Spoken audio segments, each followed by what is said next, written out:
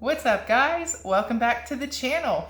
Thank you for clicking on today's video. It is a week 74 update of my keto transformation journey. I'm Jess and you're watching Keto Rewind. For those that are new to the channel, we have a lot of new people that keep finding me, and I am so excited to have you here. My channel is based off of my journey to rewind my health from a morbidly obese 309 pounds to my current weight of 184.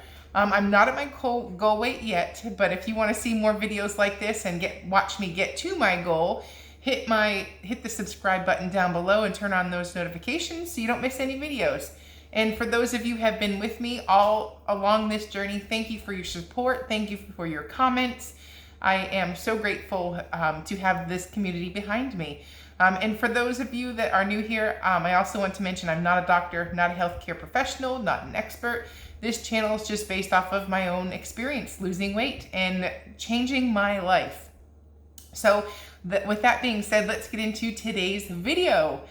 So today I had a very busy week, but a relaxing week nonetheless. My daughter had her 5th birthday, so I made a keto birthday cake. I knocked it out of the park. I'm going to post the recipe link down below. I didn't actually film it. The internet, to be honest, I know I sound like a broken record, but it was not going to happen this week. The internet was just not going to allow an upload. So I do want to tell you what I did though. I took 2 cake mixes from Swerve. I'll link them down below. I took a vanilla and I took a chocolate because she wanted both. So I did a marble cake using those 2 cake mixes. So I, essentially used 2 cake mixes, followed the directions exactly on the box, and I swirled them like a marble cake. So it was vanilla and chocolate. And then for the frosting, I did a Swedish buttercream. The cool thing about the Swedish buttercream, it uses egg whites. So I feel like a traditional buttercream uses a lot of sugar, a lot of cream, a lot of butter, a lot of all, to make that fluffy texture. With a Swedish buttercream uses egg white. So you get like the volume without the needed for all of that excess. So I personally enjoy the taste. So I will post the link to the recipe I used from All Day I Dream About Food. Delicious, crowd pleaser, and I was pretty impressed with my decorating job. So the only thing I did, I put food coloring in part of it and then left the other part vanilla or white, whatever. So anyways, the cake was awesome and I highly recommend it. So if you're new or you have keto, a birthday, or some type of occasion where you need a cake, check out the Swerve cake mixes. And then the next thing is we got a lot of projects done around the house, around the camp. I'm still in New Hampshire, as you can tell from my background. We always go to the lake every year. It's just a way to unwind, de-stress, get away from the hustle and bustle. Plus my parents live next door, so it's a nice way to visit family and get some fun lake time in. So I think we have about 3 weeks left until we head back to Texas, but we picked the best time to leave Texas right now. Super hot, and with the current situation going on, can't say that word, it was just a great time to be up here. So, but anyways, we got, as someone who is a daughter of a civil engineer, my dad has always had construction equipment around. So one fun fact for you is I can run a skid steer. With having a dad with that, I've always had access to all the toys he has, and so I'll insert a clip here of me moving some rock and making our driveway a little better. And because Kyle's parents came into town, so they brought a motorhome, and we just wanted to smooth out the area and make it a little better for having a motorhome in our front yard. So, but it's all, the summers to us, or we're big family people. So if you're following this channel, you know by now. And they also were here last year, probably when you met me, when my channel first started taking off. So it's nice to have them here. My kids are absolutely through the roof. They have both sets of grandparents here in one house or one property, and they're just having a grand old time. So with that being said, my father-in-law is an avid fisherman, and we have been doing a lot of fishing. Now, this girl doesn't do any fishing. I don't have the patience for it. I find it boring. But the interesting thing, because I still join him when we go fishing, but this time around, I found the calming, like post this weight loss, I found more reasons. When I'm sitting somewhere by myself, I always have thoughts come into my mind. I'm always constantly thinking and developing the new me. And the thing about fishing is you need patience. You can't have instant gratification with fishing. So the message in my video this week is about patience, which correlates and is symbolic to your weight loss journey. You can't just decide, okay, I'm going to go keto today, and by noon you're ravenous and hungry and you expect to have lost all of your weight in like 4 hours. For something that, like me, it took me 17 years to get to 309 pounds. I didn't gain that weight overnight. So when it comes to fishing, you can have all of the best gear in the world. You can have it down to a science, but you still can't catch fish. Why is that? Because it takes patience. You don't just drop your line and expect something to happen. It takes sitting there, sometimes in the hot sun, or if you go fishing at the evening where it's dusk, when the mosquitoes are all out, at least here in the woods. You have to sit there and you have to wait. And you reel it in, and if you come back and you have nothing on the end of your hook, you do it again. And that's what as I'm sitting there fishing yesterday, for example, meanwhile, my daughter is catching fish back to back, and I'm casting my line as far and as best as I can do, and I've not come up with anything. But it's the process that makes it remind you to take it one cast at a time and be patient. Eventually, you're going to cast it enough, your line enough, and you're going to come up with a fish. And it'll be worth all of that time you sat there because you were able to catch one. So as I'm sitting there, that's what's rolling through my mind. And this weight loss journey is about having patience. It's about putting in the work. It's about taking time to relax and unwind, to appreciate, to realize the small victories. So sometimes you'll cast your line and you'll catch a fish, but somehow the fish gets off the line. And that's another thing that's symbolic with this journey.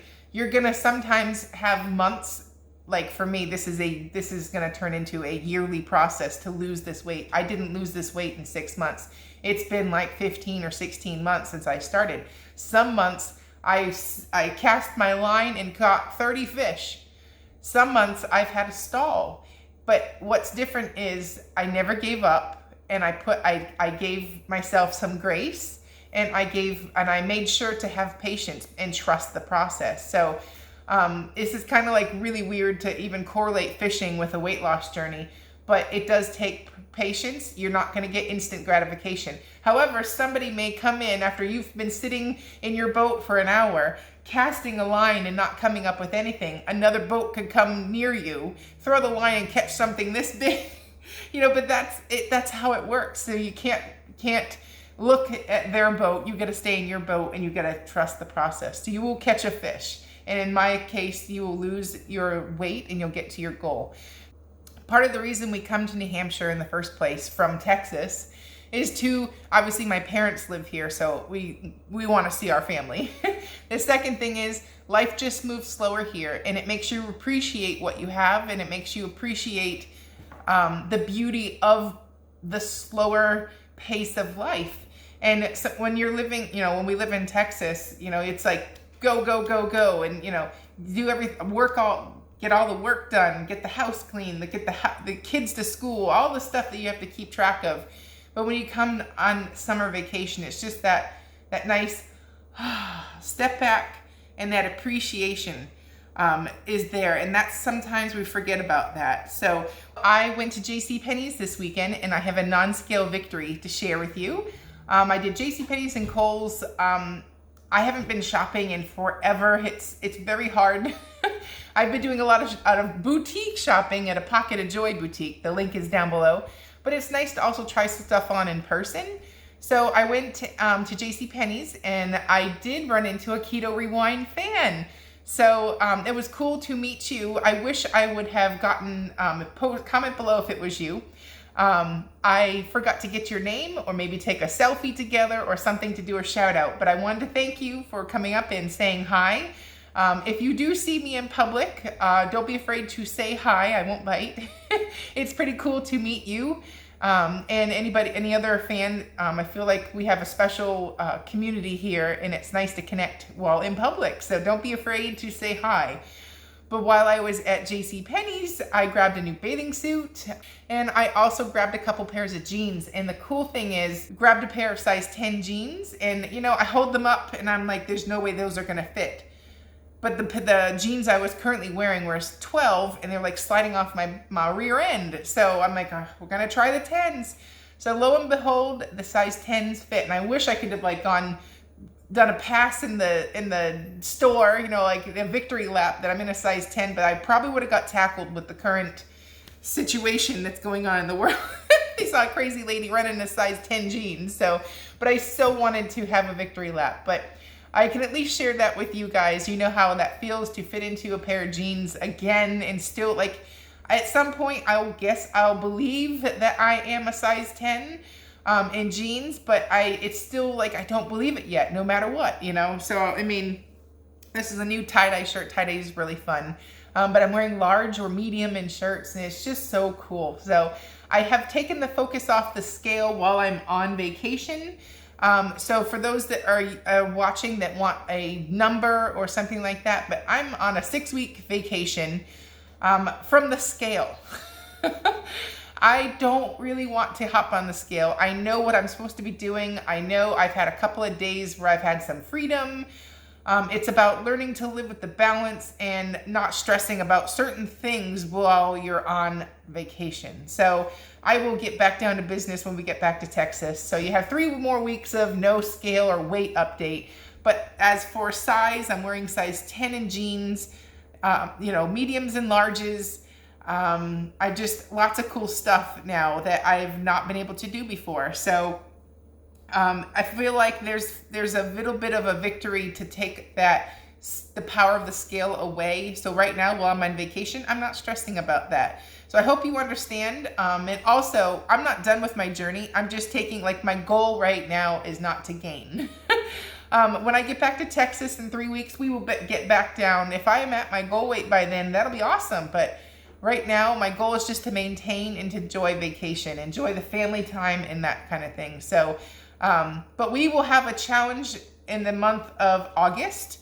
What would you like to see me do? I was thinking a carnivore challenge, an alternate day fasting challenge, maybe just another keto rewind 30 type challenge. But once I have my internet back where I can post videos on a regular basis and I'm back to work, we will do another challenge. So comment below what you would like me to do for a challenge for the month of August. But right now, I urge everybody to just live the month of July. You know what you're supposed to do. Put the scale away, and we'll get down to business in August. So just keep ketoing on, and we'll get another challenge going in the month of August. So I hope you enjoyed this video. I'm Jess, and you're watching Keto Rewind. See you later.